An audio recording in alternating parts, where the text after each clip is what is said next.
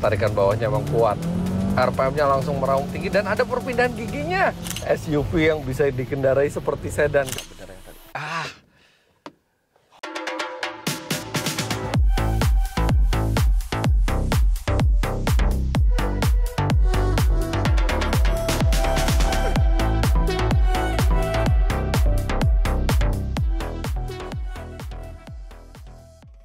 Honda turun harga, sesuatu yang nggak pernah terpikirkan oleh kita beberapa tahun lalu, tapi terjadi. Inilah Honda HR-V terbaru yang lebih lengkap fiturnya, lebih canggih teknologi penggeraknya, lebih baru karena ini facelift, tapi harganya lebih murah dari sebelumnya. Mobil ini menggantikan HR-V RS Turbo yang sebelum mobil ini keluar dijual seharga Rp551 juta dan Honda HR-V RS sekarang tidak lagi menggunakan mesin turbo, menggunakan mesin hybrid yang jauh lebih hemat dan mestinya performanya tidak kalah, tapi dijual seharga Rp488 juta.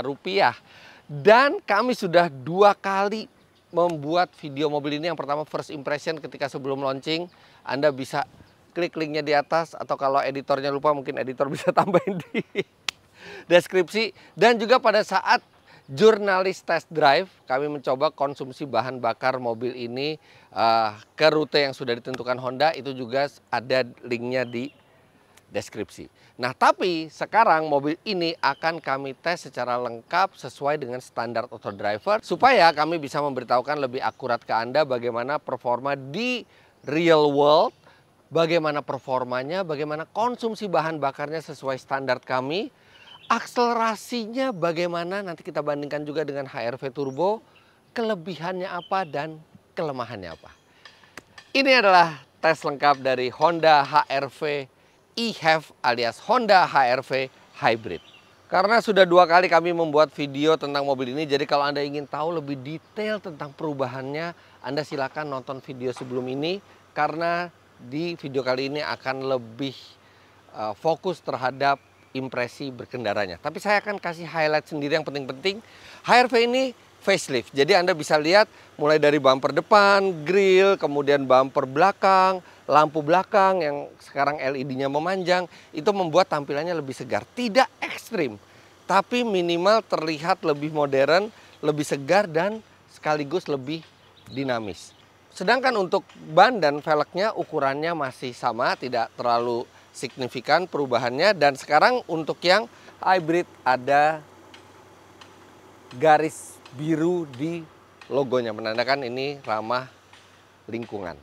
Kemudian secara dimensi juga tidak berubah, jadi Anda tahu bahwa HR-V itu adalah mobil yang cukup lega untuk penumpang maupun barang, bahkan bangku belakangnya juga masih menggunakan ultra seat. Itu semua dipertahankan di HR-V terbaru ini. Serta untuk hybrid ini ada 3 varian, tapi kami hanya melihat 2 varian di Honda. Awalnya direncanakan 3 varian, yaitu yang HR-V eHev biasa, eHev RS, dan ada yang menggunakan side skirt dan spoiler, kalau nggak salah modulo ya.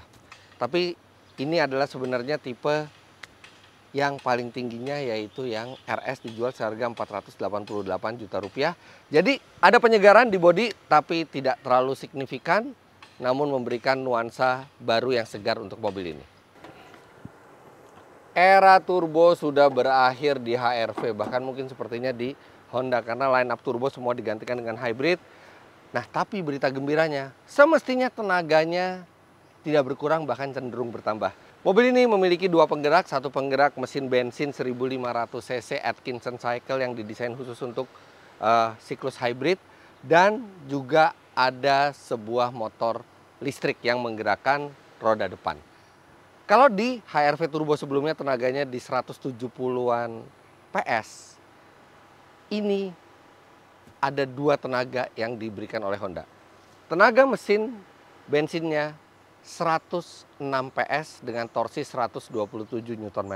Yang istimewa adalah motor listriknya yang tenaganya lebih besar, 131 PS dan torsinya 235 Nm. Memang Honda tidak pernah menggabungkan angka itu karena tidak sesimpel menjumlahkan horsepower dan torsi untuk tahu output overallnya dari mobil ini, tapi dari Accord, Civic, CR-V, semuanya memiliki performa yang lebih baik dibandingkan versi turbonya. Nah, ini juga nanti akan kita lihat bagaimana performa dan konsumsi bahan bakarnya.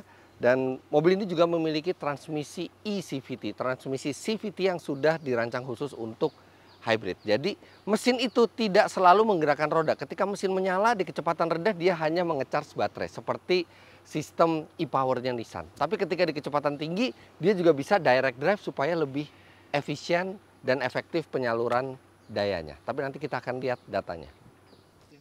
Terjadi perubahan yang cukup signifikan di bagian dalam. Kalau sebelumnya itu ada seperti partisi atau pemisah di sini di generasi sebelumnya, generasi sebelum facelift yang membuat lebih driver oriented, tapi ini sekarang lebih biasa.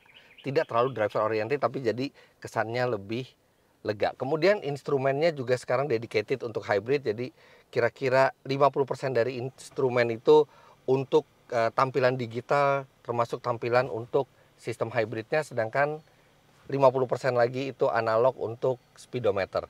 Serta head unitnya juga berubah, ini juga sudah bisa wireless atau wired Apple CarPlay, juga Android Auto, dan sekarang sudah memiliki Honda Connect. Jadi ada sambungan internet di mobil ini yang memungkinkan Anda mendownload aplikasi, dan aplikasi itu bisa terintegrasi dengan mobil Anda sehingga Anda bisa memantau kondisi mobil Anda, melakukan geofencing ke mobil Anda, membatasi area gerak dari mobil, dan banyak hal lainnya termasuk pengingat servis dan lainnya. Dan itu fitur modern yang sekarang sudah menjadi tren di banyak merek lainnya, terutama merek Eropa, sekarang sudah hadir di Honda HR-V juga.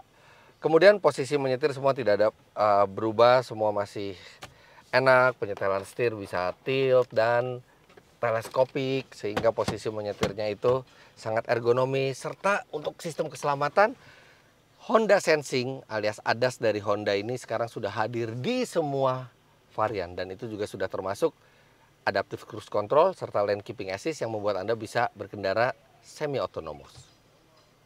Ada sejumlah perubahan-perubahan kecil lainnya seperti wiper yang tadinya belum auto sekarang sudah auto, tapi itu Anda bisa lihat every detail dari perubahan itu di video sebelumnya.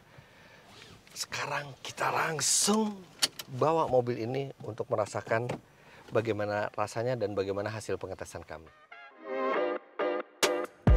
Sebelum kami menyampaikan tentang impresi berkendaranya, kami lajukan terlebih dahulu mobil ini ke SPBU Shell untuk diisikan bahan bakar berkualitas, yaitu Shell V-Power Nitro Plus.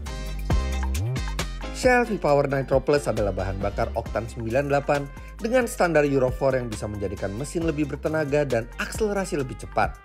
Performa kendaraan pun tetap maksimal, baik dalam kondisi jalanan yang lancar maupun saat terjadi kemacetan.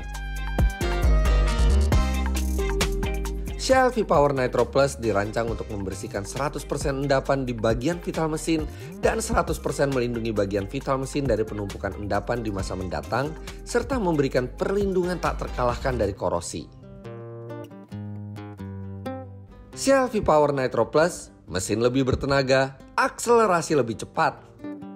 Enaknya isi bahan bakar di SPBU Shell bukan hanya bahan bakar berkualitas yang masuk ke dalam mobil Anda, tapi semakin sering Anda mengisi bahan bakar di SPBU Shell, semakin besar juga Anda mendapatkan poin program loyalitas Shell Go Plus yang bisa Anda gunakan untuk diskon pembelian bahan bakar di kunjungan berikutnya. Makanya download sekarang aplikasi Shell Asia dan lakukan registrasi member Shell Go Plus untuk bisa rasakan manfaatnya.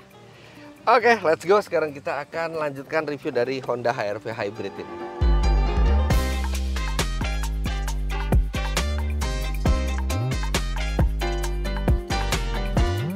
Begitu menjalankan mobil ini, langsung terasa betapa propernya hybrid buatan Honda ini.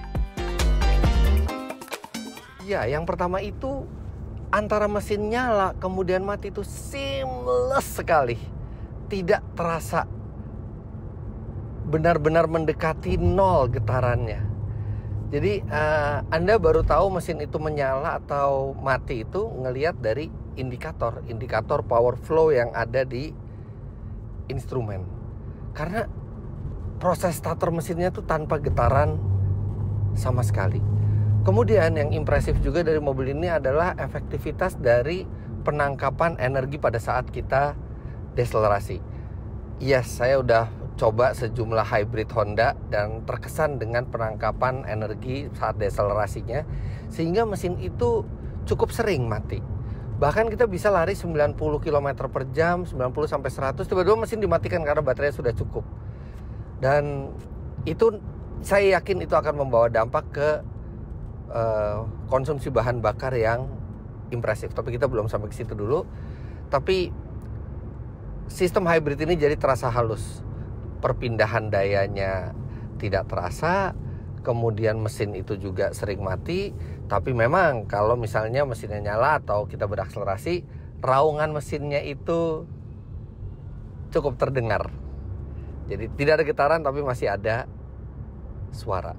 Kemudian satu lagi, karena dia memiliki motor listrik yang kuat, bahkan lebih kuat tenaganya dibandingkan mesin internal combustionnya, itu tenaga bawahnya tuh jadi lebih instan bahkan dibandingkan yang versi turbo sekalipun, karena ada motor listrik yang siap memberi tenaga secara instan ketika kita menginjak pedal gas. Jadi pemakaiannya ini membuat HR-V hybrid ini yang terhalus di antara jajaran HR-V lainnya, kemudian juga yang paling supel tenaganya.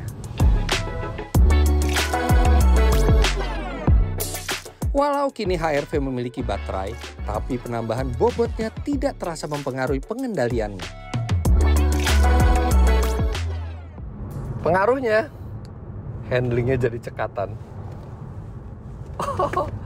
SUV yang bisa dikendarai seperti sedan ketika menikung baik di kecepatan tinggi maupun kecepatan rendah. Sangat stabil, sangat presisi, dan sangat predictable.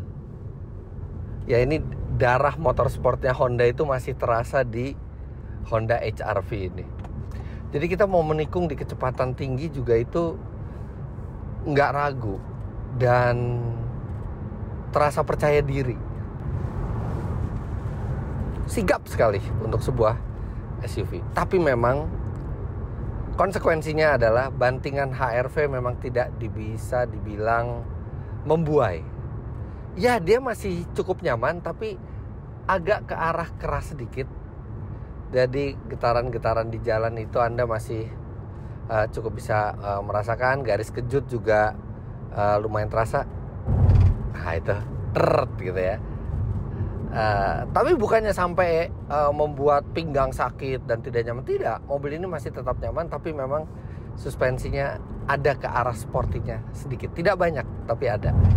Tapi itu membuat mobil ini pengendaliannya benar-benar seperti sedan. Oke, mobil ini memang terasa laju di putaran bawah. Tapi bagaimana jika akselerasi maksimalnya kita bandingkan dengan Honda HR-V Turbo? Nah sayangnya kami buka-buka database di Autodriver, ternyata kami belum punya figur akselerasi dari Honda HR-V Turbo RS.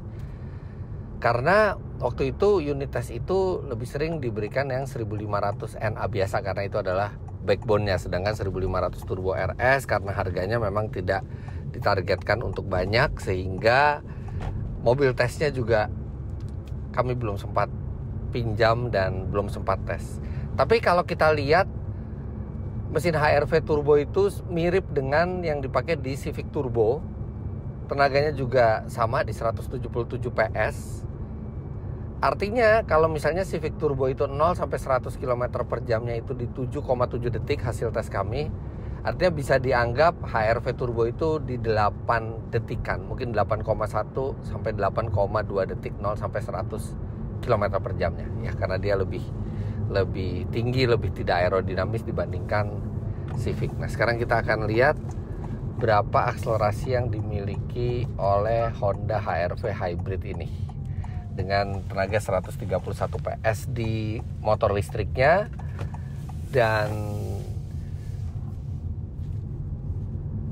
106 PS di mesin bensinnya. AC udah mati, stability control mati, kita masukkan drive mode ke sport.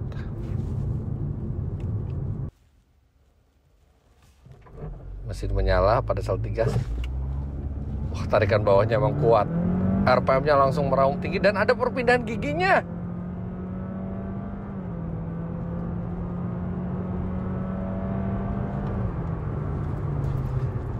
Iya. Hasilnya ternyata agak sedikit berbeda dengan Civic Hybrid. Karena di sini hasilnya saya foto ya.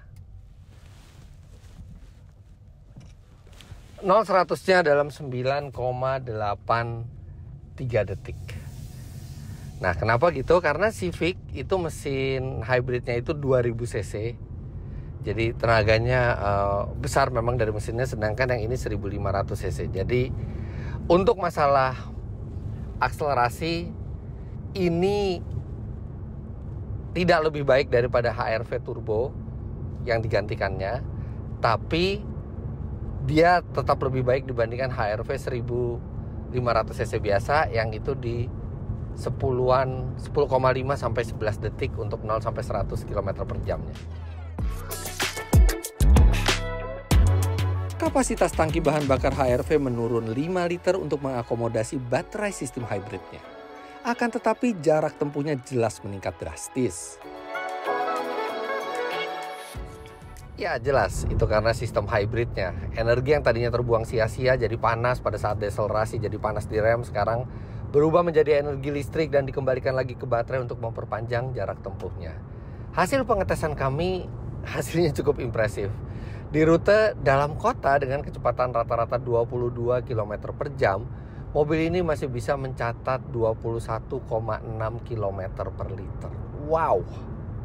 Kemudian untuk di rute tol dengan kecepatan rata-rata 90 km per jam, mobil ini juga bisa mencatat di kisaran 24 sampai 25 km per liter. Tapi kalau Anda berada di rute kombinasi di mana nggak terlalu macet, kemudian kecepatannya juga agak tinggi tapi tidak terlalu tinggi, misalnya di 32 sampai 35 km per jam rata-ratanya, itu bisa di atas 25 km per liter, bahkan bisa mendekati 27 km per liter. Membuat Honda HR-V ini jauh lebih hemat, dan karena dia hemat, walaupun tangki bensinnya kecil hanya 40 liter, di atas kertas dia range-nya bisa dekat ke 1000 km. Dan ini tentu saja akan membuat Anda lebih fleksibel untuk berjalan jauh, tidak perlu sering ke pompa bensin, serta biaya operasionalnya akan menurun drastis jika dibandingkan Anda menggunakan HR-V yang non-hybrid. Sistem penggerak hybrid memang terasa lebih cocok di mobil ini. Tapi sekarang kita akan lihat beberapa hal yang agak mengganggu di HR-V hybrid. Yang pertama, mobil ini memakai sistem ADAS Honda Sensing yang sudah ada di dalamnya cruise control dan lane keeping assist, yang mana kerjanya fantastis, halus, kemudian juga gampang untuk mengoperasikannya. Tapi sayangnya lane keeping assist-nya baru bekerja di atas 70 km per jam. Jadi kalau Anda di bawah itu nggak bisa mengaktifkan lane keeping assist-nya. Dan yang lebih mengganggu kami adalah lane keeping assist itu ketika kita turun di bawah 65 km per jam, ketika dia sudah aktif, kita turun di bawah 65 km per jam, dia mati sendiri tanpa ada peringatan. Biasanya itu ada peringatan, sama seperti pesawat kalau autopilotnya itu dimatikan, itu ada bunyi peringatan. Dan di mobil-mobil lain juga ketika lane keeping assist itu mati, itu akan ada peringatan. Karena logikanya orang yang tadinya mengandalkan ke sistem komputer, ya walaupun memang kita harus tetap memegang setir, tapi kita tahu di otak kita bahwa kita mengandalkan sistem ini untuk menyetir mobil, tanpa ada tanda-tanda dia langsung mati sendiri.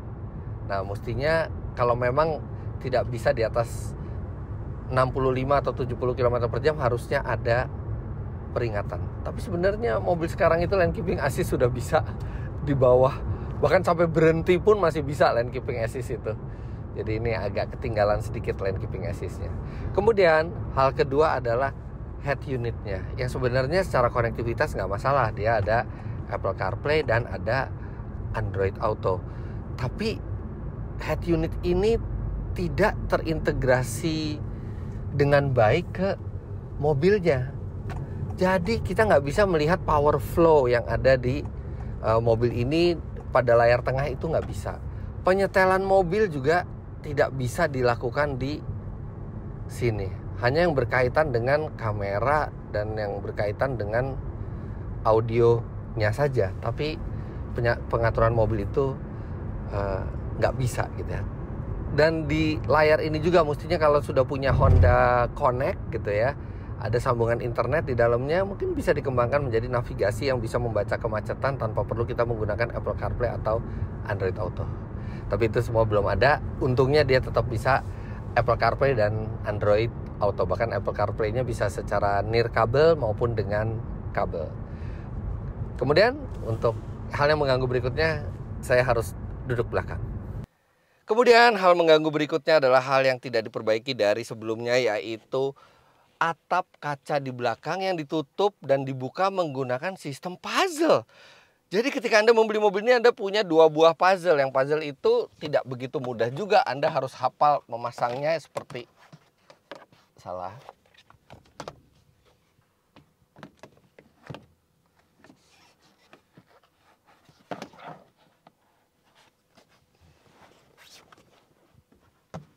Nggak benar yang tadi. Honda mestinya sadar, rata-rata umur pemilik HR-V ini sudah tidak lagi bermain puzzle di kehidupan sehari-harinya. Dan satu lagi, mobil ini memiliki penggerak hybrid yang artinya ketika baterainya itu bekerja dia halus. Mesinnya memang tidak terlalu hening, tapi kalau misalnya kita jalan normal pelan, dia juga nggak begitu kedengeran. Nah, tapi masalahnya suara ban menurut saya ini masih agak terlalu banyak. Ya memang ini menjadi khasnya Honda yang banyak juga dikeluhkan orang. Bannya gripnya bagus. Grip bagus itu biasanya memang cenderung membuat kebisingan lebih tinggi, tapi sebenarnya bisa diatasi dengan peredam. Tapi ini sudah lebih baik dibandingkan sebelum-sebelumnya, tapi masih cukup terasa, apalagi kalau kita di aspal yang tidak terlalu halus aspalnya.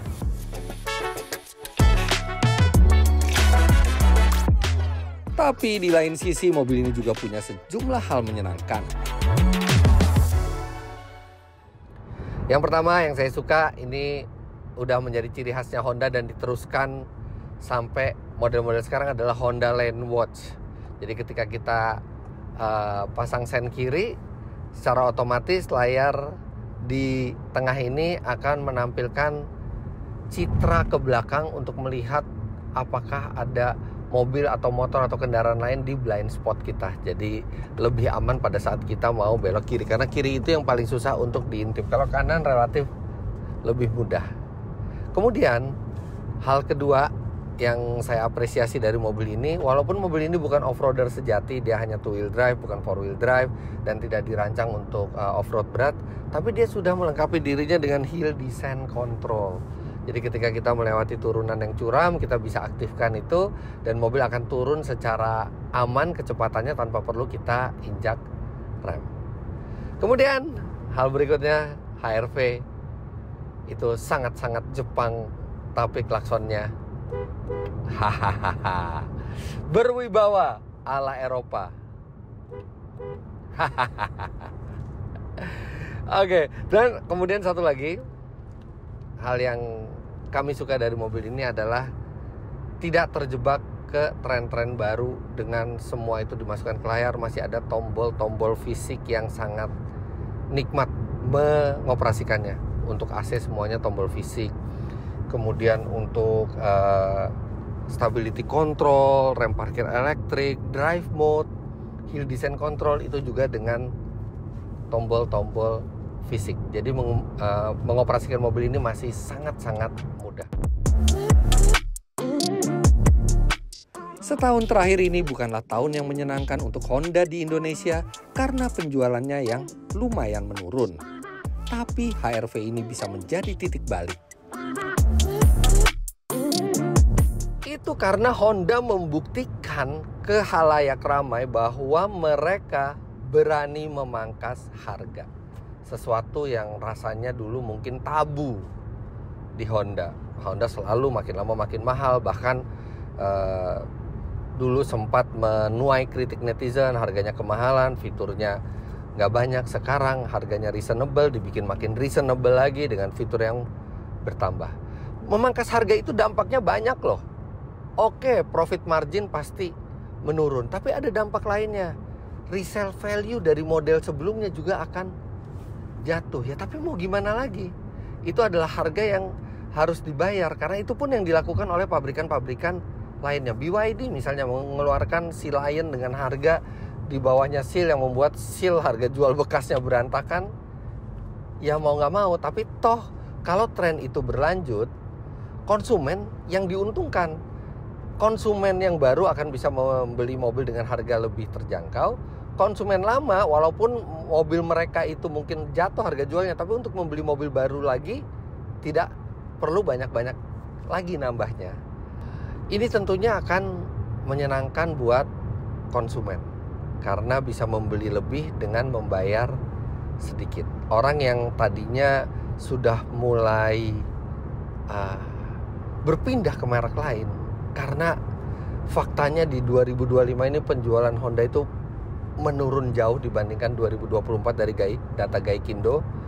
Tapi dengan adanya seperti ini, bisa menimbulkan kepercayaan masyarakat lagi bahwa Honda memang berani memberikan harga yang lebih murah dibandingkan sebelumnya, berani untuk memangkas profit margin dan menambah value untuk konsumen. Nah, moga-moga ini bisa menjadi titik balik bagi Honda untuk kembali ke level sebelumnya atau bahkan lebih tinggi lagi. Senang kan kalau nanti ada Honda baru, harganya bisa makin turun. Nah, sekarang kita kembali lagi ke produknya. Jelas Honda HR-V Hybrid ini e-HEV memiliki value for money yang jauh lebih bagus dibandingkan sebelumnya. Apalagi walaupun hybrid, Honda tetap membuat trim RS yang membuat mobil ini tetap terasa sporty dan berjiwa muda. Good job Honda.